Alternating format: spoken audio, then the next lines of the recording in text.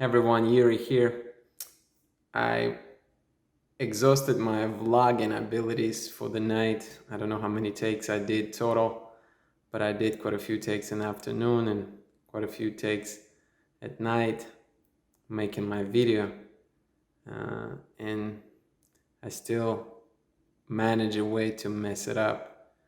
Um, and I'm not gonna lie, I'm frustrated. I'm frustrated a lot because, I set everything up. I start recording it with a specific format.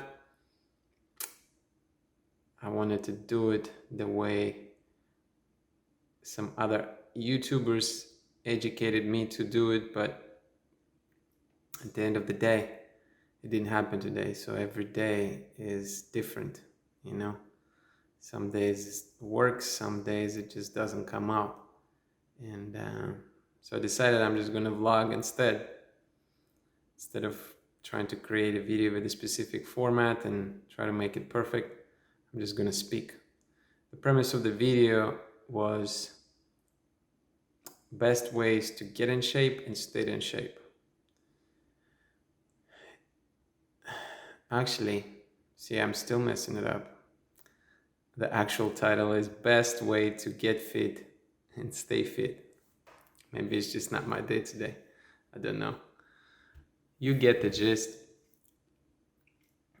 The idea of the video is to share ideas about how to get to a point when you are in shape and how to maintain that point. Because what happens a lot, people are able to reach their goals, but they're not able to keep their goals. I've seen that a lot as a personal trainer and as a coach. And so I wanted to be able to have a conversation about it and offer some solutions. And so what I did, I created on accident, actually. I came up with this framework. It's called Fit Network. Surprise, surprise. Yes, the answer is in the word itself. And it's an acronym, and it stands for frequent individual training. And that's what I wanted to share in my video. And the premise of the acronym is that each individual, regardless of their fitness level or their abilities, must go through each of these steps. Their workouts must be frequent, they must be individual, and they must be training. So let me go ahead and explain. Frequent workouts means that we're establishing a pattern that will allow, actually that will force your body to change its state. Because what happens when we achieve or we strive for our fitness goals, when we are trying to lose weight, when we're trying to gain muscle, when we're trying to get a better body composition, we are changing the state of our body. We're taking our body from its homeostasis or, kind of this maintenance state to a state of chaos in a way. Not in a bad way, but in a way where our body is working harder now. Our body is not used to that. Our body is being challenged. And we ask our body to adjust to the demands that we place on it. So the only way to do this is to impose consistent training regimens. Consistent training regimens that will allow your individual body to start seeing results. And the only way we can do that is by engaging in a frequent training pattern. One way to ensure that we engage in a consistent training pattern is to make it sustainable. So you couple frequency of your training with sustainability of your training. Sustainability of your training simply means that you are catering to your needs and you're able to do the workouts that you assign yourself to do on a daily basis or every other day or whatever the regimen that you came up with. The idea is you able to sustain it without injury and with natural motivation, hopefully. Number two, individual. Individual refers to the fact that every single person on earth is unique, and therefore our workouts must be designed appropriately. When I say every individual is unique, everyone has different DNA, every single person has different fingerprints. But a lot of times we're trying to find workouts that kind of fit the mold, if you will. We're trying to find workouts that work for other people, and we assume that they're going to work for ourselves. In reality, a lot of it is more of a process of exploration. It's about researching. Maybe researching isn't the word. It's about experimenting with modalities of training and with specific approaches that will be effective for you. So it comes down to a secret sauce.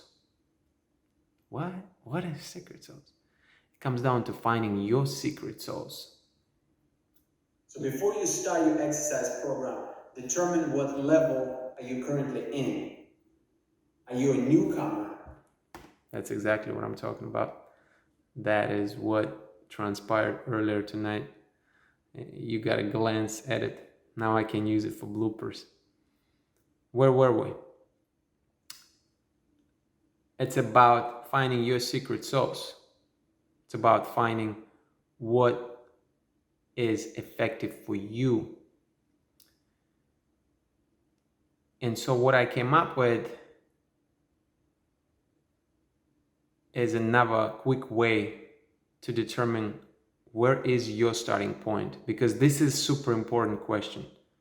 Starting point, identifying that exact place, right? Identifying where to begin will constitute probably for 50% of your success, because starting correctly will ensure that you can continue to be motivated, pain-free, injury-free,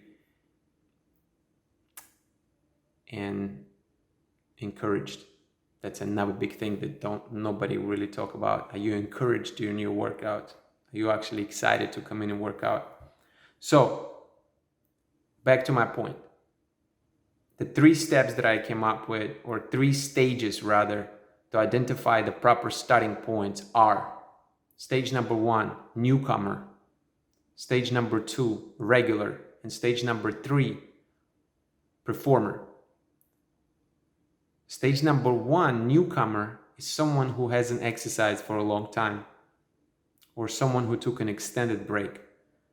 So if you fall into this category, that means that you're going to have to ease in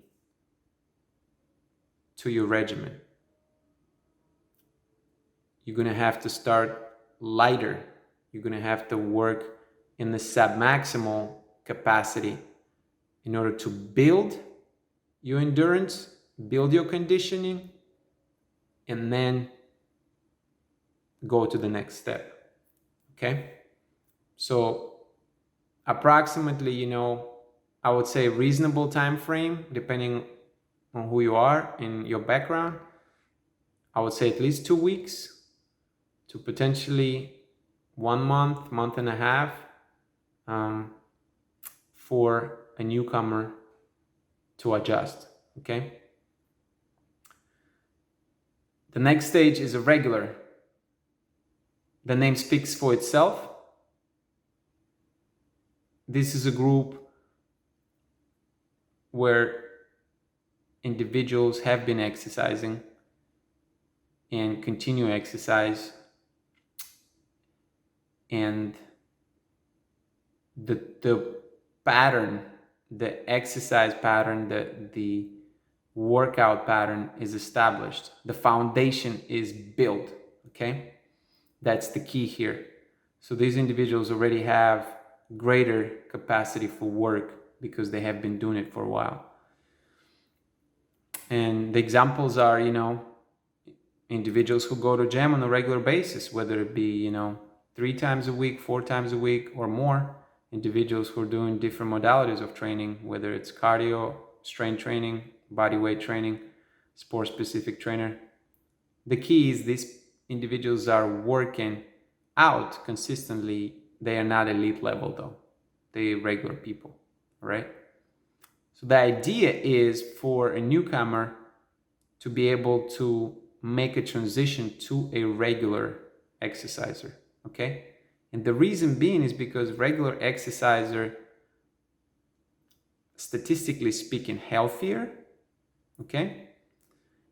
And a regular exerciser able to reach their goals. They're kind of in this sweet spot that they can go either way.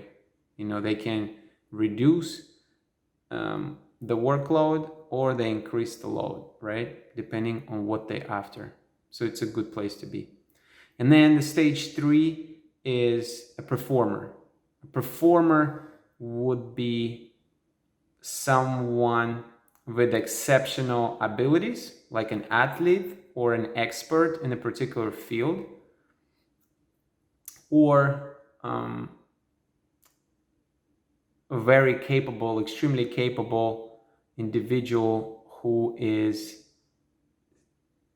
seeking performance. So let's say that you want to do 100 push-ups all in one sitting, all in one set, and you're able to knock it out, right? You are in that performer category because you clearly possess ability that a lot of other people don't, and you possess the skills to be able to pull it off.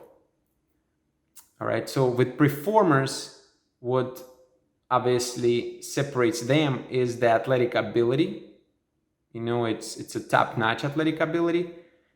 Chances are, though, these individuals are more than equipped with the knowledge and skills and abilities to be able to execute their regimen. Not chances are, for sure they are, because individuals that we're talking about, they're very knowledgeable and skillful and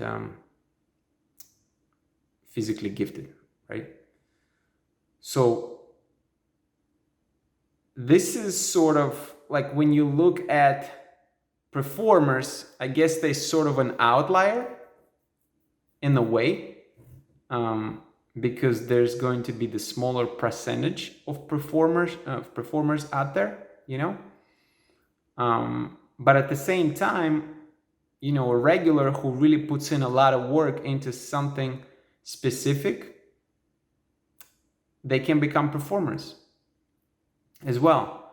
So performers are not unreachable. It's possible to become a performer if you're really working hard at it and you have a solid goal in mind. Goal. Did I say gold? A solid goal in mind. You can become a performer. Surprisingly enough, I think there are a lot of people, especially in the United States, who would be considered newcomers. Somebody who hasn't exercised for a long time, or someone who've never exercised, which is super concerning, right? So I think the challenge that we're facing is more so how to encourage people to become newcomers, to actually start moving, a little bit, and how to get them from that newcomer stage to the regular stage. Those are my thoughts, of course. And so this is individual stage. We went kind of in depth. This is the stage where we need to identify what is our starting point. And why is it important? Again, because we want to know where we need to start to set ourselves up for success. If we're doing the right amount of work for our level, for our stage that we're currently at, we are really setting ourselves up for smart training. And finally, it takes us to number 3, which is training. We talked about frequent, we talked about individual, and it takes us to the last point, which may seem like a repetitive point, but it's not, because this is the point where you determine what kind of training you're actually going to be doing.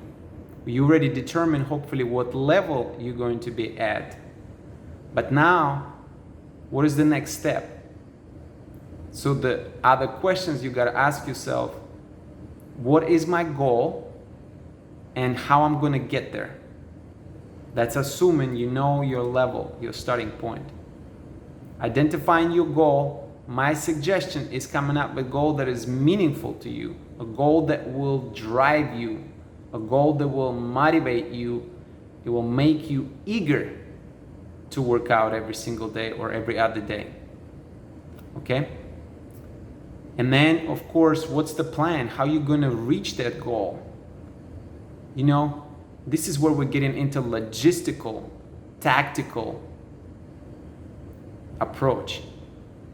What kind of modality of training are we going to engage in? Is it going to be weight training?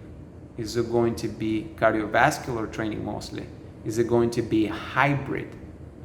Will it be body training? Will it be core training? Will it be machines, free weight? So there's a lot of different questions, right? What is your preference? Are you more of a traditional type of client? You like sets and reps? Are you a progressive? Are you more of a progressive type of client who prefers games, drills, some unconventional type of activities? Or perhaps you're hybrid. Perhaps you like a little bit of that and a little bit of that, a little bit of this, a little bit of that. Both, right? So these are all the questions that we need to address in this phase. And then from there, we got to figure out the exact workout layout. How many days we're going to do it? How many days a week we're going to work out? How much time? How many sets? What exercises exactly? How many reps? And so on and so forth, right? And so there you have it. These are the 3 stages that I deem critical, not just beneficial, but critical for anyone who's trying to get in shape and stay in shape.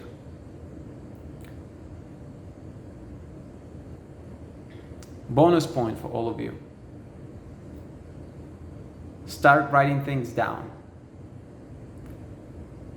When you see your tangible progress from day 1 to day 30, you may be amazed. It's going to continue, not going to continue, it's going to motivate you to continue exercising. You're going to look at your progress from day 30 to day 60. Might not be such a rapid improvements, especially if you're a newcomer, Huge gains when you start working out after a long time or from never working out previously. But nonetheless, you still will be able to see should be able to see, will be able to see improvements from day 30 to day 60, even if they are marginal improvements, right? And so it's important to have this encouragement, reinforcement of what are you doing is actually working. We want to know, we want to have a feedback. We want to understand that things that we're doing are not for nothing. The things that we're doing actually paying off. We have return on investment. And when you write things down and you see tangible results on paper, changes the game, all right? This is the bonus point for you. A little bit more work on your part for a lot more joy and encouragement. And these things, in my opinion, are gonna carry you forward and help you to maintain the momentum, okay? These are my thoughts. I think I made through it. I made through over 21 minutes without pressing stop button. Maybe this is a better style for me to record a video, or maybe just again today just wasn't my day on the other format. But thank you for watching. If you stuck through the whole thing, I hope you find it useful. Subscribe to this channel for more video. Hit me up in the comment to let me know what is your go-to tactic when it comes to getting fit. What do you recommend, or what worked well for you in your fitness journey? I'm dying to know that. I'm dying to know that and share more knowledge with the world so we all can be more fit, more healthy, more happy, uplift one another, and make this world a better place. Appreciate you watching the video. Please subscribe. Please hit me up in the comment section. And until the next time, be well, be healthy, be positive, and never stop learning, my friends.